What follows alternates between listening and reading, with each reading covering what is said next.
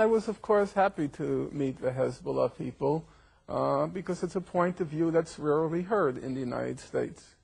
And I have no problem saying that I do want to express solidarity with them. And I'm not going to be a coward and a hypocrite about it. I don't care about Hezbollah as a political organization. I don't know much about their politics. And anyhow, it's irrelevant. I don't live in Lebanon. It's a choice that the Lebanese have to make, who they want to be their leaders, who they want to represent them. But there is a fundamental principle. People have the right to defend their country from foreign occupiers. And people have the right to defend their country from invaders who are destroying their country. And that, to me, is a very basic, elementary, and uncomplicated question. My parents went through World War II.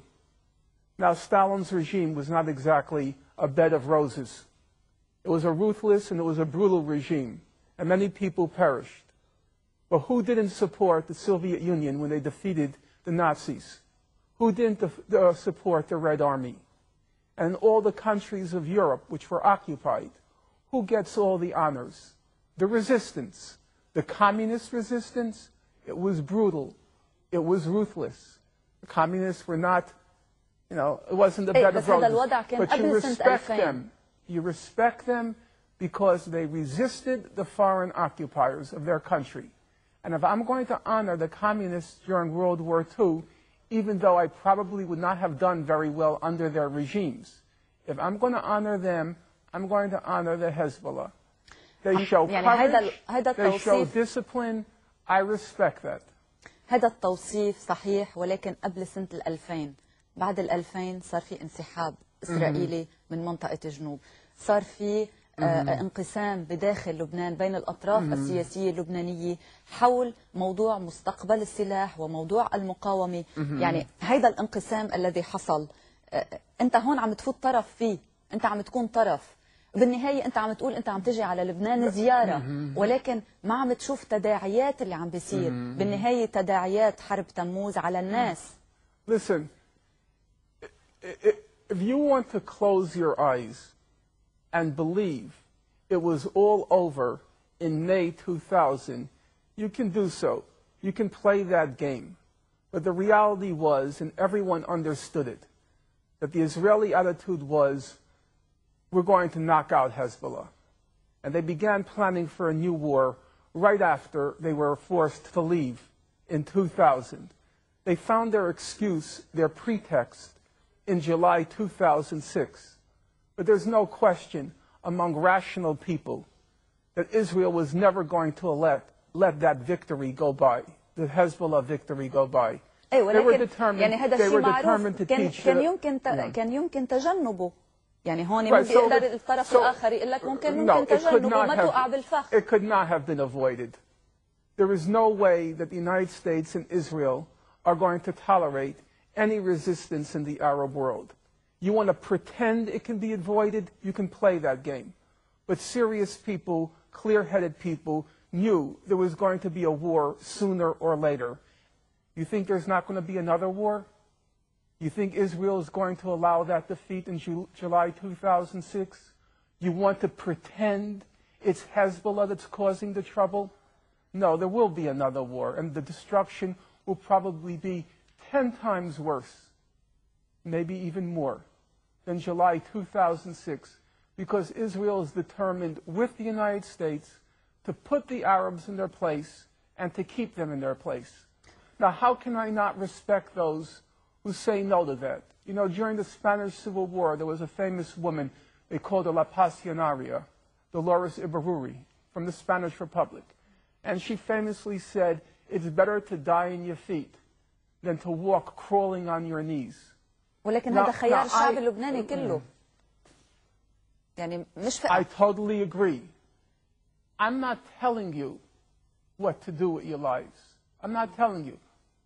And if you rather live crawling on your feet, I could respect that. I could respect that. People want to live. How can I deny you that right? But then how can I not respect those who say they'd rather die on their feet? How can I not respect that? Israel and the United States are attacking because they will not allow any military resistance to their control of the region. That's the problem. If Hezbollah laid down its arms and said, we will do whatever the Americans say, you wouldn't have a war, that's true. But you'd also be the slaves of the Americans. I have to respect those who refuse to be slaves. ما في غير طريقة واحدة اللي هي المقاومة العسكرية؟ I don't believe there's another way. I wish there were another way. Who wants war? Who wants destruction? Even Hitler didn't want war. He would much prefer to have accomplished his aims peacefully, if he could. So I'm not saying I want it, but I honestly don't see another way unless you choose to be their slaves. And many people here have chosen that. I can't really say I can understand it. You want to live. I can't really say I respect it. You know, so many dead, so much destruction, before the bodies are even buried, before the buildings are even rebuilt, the person who's responsible for it all, you can't wait to welcome him. You can't wait to roll out the red carpet. I can't respect that. In that respect, I like the Jews much more. I like their attitude. You know what the Jewish attitude is? Never to forgive, never to forget. And I agree with that. Why roll out the red carpet less than 2 years after your whole country was destroyed by them? The Secretary of State said it was the birth pangs of the new Middle East. That's the statement of a freak. A human freak would compare the birth of a child with the destruction of a country. And yet there are people here who are so anxious to welcome her. They're trying to figure out, what are the Americans thinking? They can't wait for their banquets. How can anyone respect that? I respect the Jews 1,000 times more. Never to forgive, never to forget. All the death and all the destruction. And you can't wait to welcome him. Norman. It's disgusting. Who the hell cares if Bush is coming? ولكن أنت عم بتقول إنه في حرب أخرى قادمة. You should have declared him persona non grata. He's not welcome here. He destroyed your country. He was responsible for the war.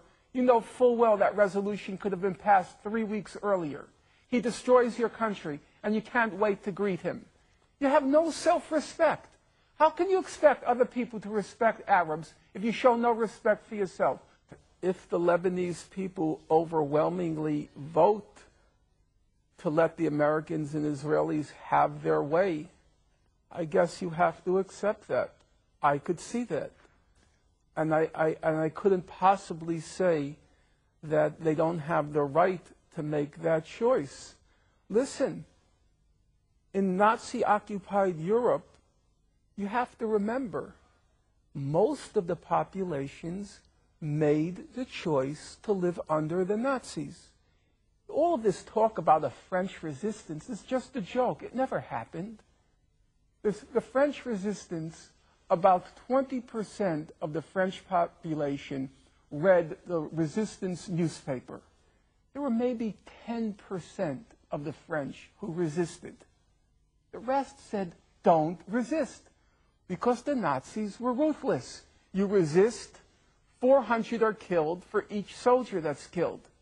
That's how the Nazis operated. So most of the French said, like you, we want to live.